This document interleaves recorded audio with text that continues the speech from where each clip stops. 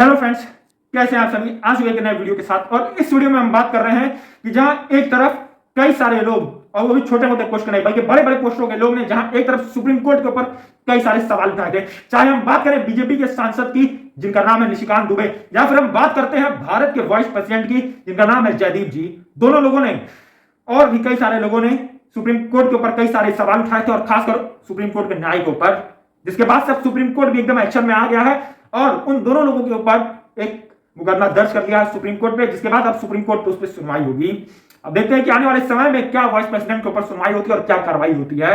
लेकिन इसी के साथ मैं आपकी जानकारी के बता दूं कि शायद आपको याद होगा वो मणिपुर वायलेंस केस, जी हां, जिसने पूरे भारत को झंझोड़ के रख दिया था और भारत की नींद चली गई थी।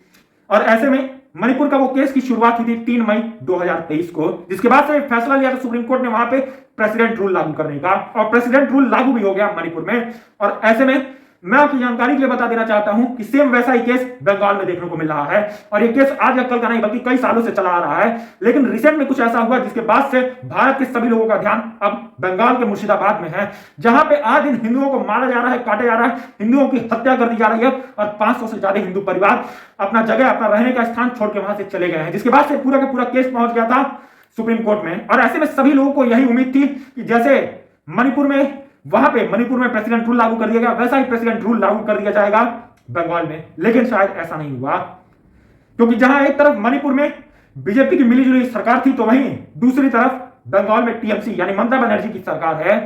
ऐसे में मैं बता दूं आपकी जानकारी के लिए कि सबको उम्मीद यही था कि मुर्शिदाबाद के हालातों को देखते हुए, वहां के कत्ले आम को देखते हुए सुप्रीम कोर्ट ये फैसला लेगा कि वहां पे प्रेसिडेंट रूल लगा दिया जाए। लेकिन ये नहीं हुआ, बल्कि उल्टा हुआ।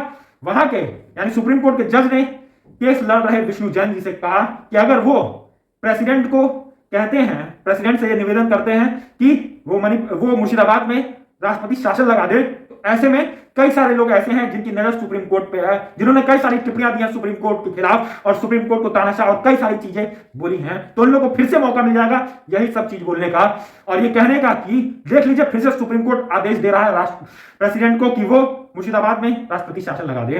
और ऐसे में वो ये नहीं चाहते कि ये सब चीजें सुप्रीम कोर्ट के खिलाफ बोली जाए, इसीलिए वो प्रेसिडेंट को कुछ भी नहीं कहेंगे कि वहां पे वो प्रेसिडेंट रूल लगाएं या ना लगाएं, जिसके बाद से सबकी आस टूट गई। और ऐसे में जहां एक तरफ सभी लोग आस लगा के बैठे थे कि सुप्रीम कोर्ट इस पे कोई एक्शन लेगा, कोई कार्रवाई करेगा, प्रेसिडेंट रूल लगाएगा, लेकिन सुप्रीम कोर्ट ने तो अलग ही चीज कह के सारा का सारा केस का रुख बदल दिया। और ऐसे में जहां एक तरफ मुर्शिदाबाद का केस लड़ रहे थे विष्णु जैन जी, अब उनके पास भी कुछ कहने को नहीं रह गया।